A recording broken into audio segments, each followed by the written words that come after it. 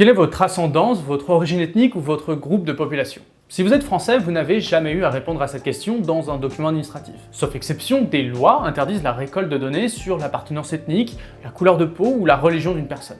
Beaucoup d'organisations sont à peu près d'accord pour dire que les données ethniques sont utiles pour mesurer et mieux comprendre l'ampleur de certaines discriminations. Si elles ne sont pas récoltées, c'est que la statistique n'est pas qu'un simple enregistrement de données qui serait inscrite dans la réalité. Elle contribue à créer la vie sociale en donnant une forme à la conscience que les sociétés prennent d'elles-mêmes. Alors ça, c'est la manière compliquée de dire que mesurer quelque chose, c'est possiblement contribuer à le faire exister. Et cette idée va directement à l'encontre de l'antidiscrimination universelle à la française qui veut qu'un citoyen français ne soit pas défini par sa couleur de peau, sa religion, il est juste français. C'est tout ce qui compte et c'est tout ce qui va être compté. Dans d'autres pays, au Royaume-Uni, au Brésil, au Canada ou aux États-Unis, les citoyens peuvent avoir une couleur et les données ethniques ne sont pas vues comme des données sensibles. Les recensements posent la question de l'ascendance, de l'origine ethnique ou des groupes de population.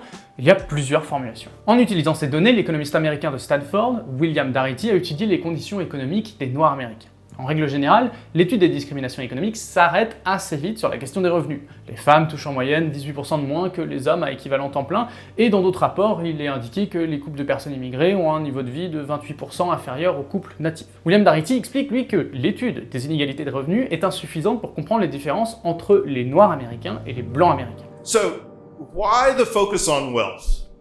Well, wealth, from my perspective, is the most significant dimension of economic well-being.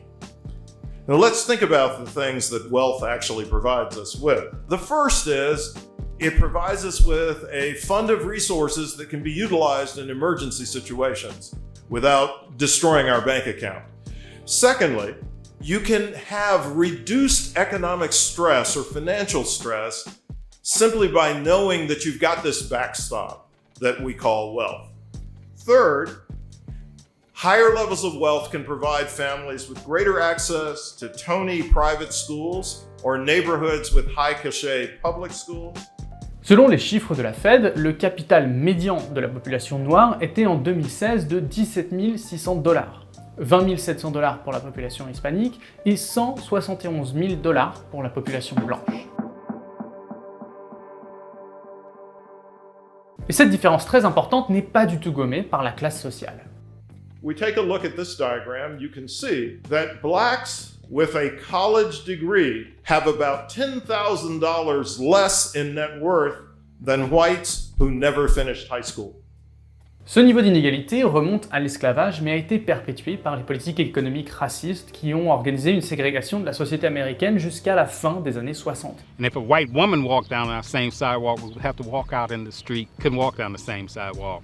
We couldn't ride in the front of the buses, we couldn't use certain facilities, restrooms and different things around town.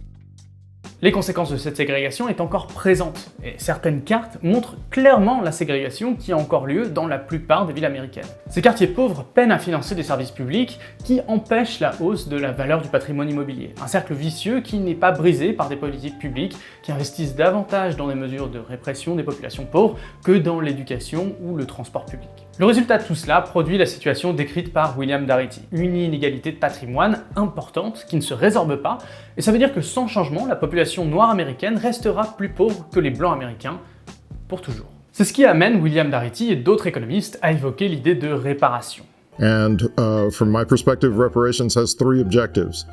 The first is acknowledgement, second is redress, which is restitution for the effects of the injustices, and third is closure, which is a mutual recognition on the part of the victimized community as well as the perpetrators that the debt has been paid.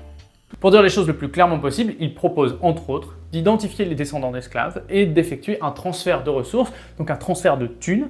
C'est le seul moyen, selon lui, de combler le fossé énorme qui existe entre les noirs et blancs américains. Il est difficile de faire des parallèles exacts avec la France. L'esclavage y a été aboli plus tôt, et les conséquences les plus violentes du racisme ont eu lieu sur le territoire français, mais souvent loin de la métropole, dans les Antilles, à Haïti, à la Réunion, au Vietnam. Par contre, ici ou là-bas, la mémoire est difficile. Il a fallu 200 ans pour que la France commence à s'excuser d'avoir fait d'Haïti une colonie esclavagiste et d'avoir forcé ses habitants à rembourser leurs anciens propriétaires comme condition de leur indépendance. Après un bref passage vers l'eugénisme et le nazisme, la France des années 50 a eu besoin de main-d'œuvre. Il faut alors trouver des populations étrangères les plus assimilables. Les immigrés, depuis leur bidonville ou les barres d'immeubles, sont majoritairement silencieux, jusqu'en 1983 et la marche pour l'égalité et contre le racisme. Les jeunes immigrés des Minguettes ont gagné leur pari. 32 jeunes étaient partis le 15 octobre de Lyon pour la marche pour l'égalité et contre le racisme. Ils étaient plusieurs dizaines de milliers cet après-midi à Paris. Qui marque à la dernière minute ? 15 ans plus tard, la victoire d'une Coupe du Monde en 98 laisse penser que tout va pour le mieux dans cette France multicolorée qui gagne. Tout le monde aime Zinedine, le footballeur. Mais une pile de CV va être jetée dans la mare. L'Observatoire des discriminations de l'Université Paris 1 cherche à produire une situation de toutes choses égales par ailleurs. 2 piles de 258 CV identiques sont envoyés à des entreprises françaises. La seule différence entre ces CV, c'est le nom du candidat. L'un s'appelle un truc du genre Armand Gauthier et l'autre Zinedine Halali. Et c'est toutes choses égales par ailleurs parce que le seul élément qui différencie les deux CV, c'est le nom. Il n'y a pas de photos différentes, il n'y a pas de parcours différent, il n'y a que le nom. En 2004, le profil Armand Gauthier obtenait 75 entretiens sur 258 CV envoyés. Zinedine Halali, lui, en a reçu 14. Le même CV, sauf le nom. On pourrait aller jusqu'à dire qu'Armand Gauthier bénéficie d'un avantage, celui de déposer 5 fois moins de CV pour avoir le même nombre d'entretiens. Un avantage invisible pour lui, mais bien présent. Et les conclusions de cette étude sont donc assez évidentes. Il y a du racisme en France, et quand on le mesure, on le trouve. Les études de CV réalisées en 2004 et surtout les émeutes des banlieues en 2005 après la mort de Zayed Benna et Bouna Traoré ont commencé à encourager la recherche sur les discriminations raciales. L'enquête de trajectoire et origine produite par l'INSEE en 2008 a été réalisée avec 22 000 personnes. C'est l'une des premières et des seules enquêtes à essayer de comprendre les différences de traitement et de parcours des individus en fonction de leur origine et de leur couleur de peau. On y demande aux enquêtés leur ressenti dans différentes situations, comme à l'école, sur le lieu de travail, ou est-ce qu'ils ont remarqué des traitements différents, et si oui, pour quel motif, selon le sexe, la religion, la couleur de peau ou autre chose. Cette étude montre que les enfants de migrants issus de pays européens n'ont pas grand-chose à signaler, ils n'ont pas été victimes du même traitement que leurs parents. Mais la situation est très différente pour les enfants de parents issus du Maghreb, d'Afrique subsaharienne, de Turquie ou des DOM. Pour cette deuxième génération, c'est comme si le fait d'avoir grandi en France n'avait pas significativement changé les conditions en termes de stigmatisation et de rejet. Cette stigmatisation prend différentes formes.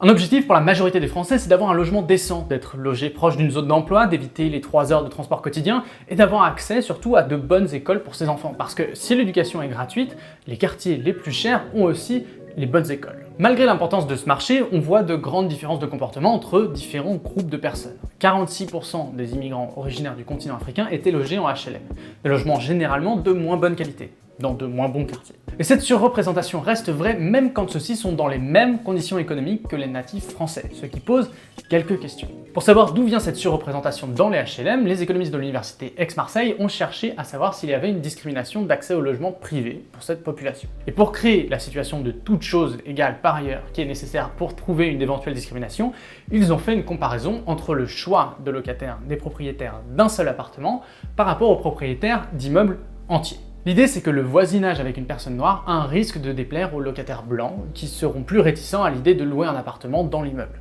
ce qui provoque une baisse potentielle du prix du logement.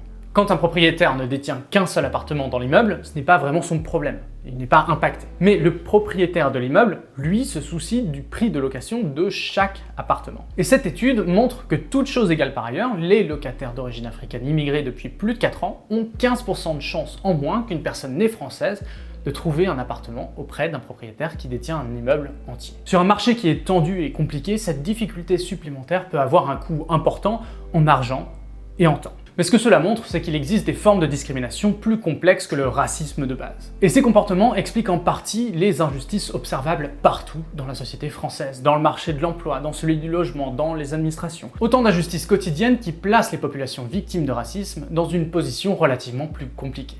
Et si la violence du racisme au quotidien a sans doute évolué à travers le temps depuis 2004, toutes les campagnes de testing par CV montrent la même chose. Il y a du racisme en France, et quand on le mesure, on le trouve. Parce que s'il est crucial de parler du racisme qui se compte, il ne faut pas oublier celui qui s'affiche, celui qui se cache et que l'on découvre et redécouvre, ce racisme omniprésent pour certains et invisible pour tous les autres. Bref, le racisme en France, on le mesure peut-être mal, mais personne ne peut dire que ça n'existe pas.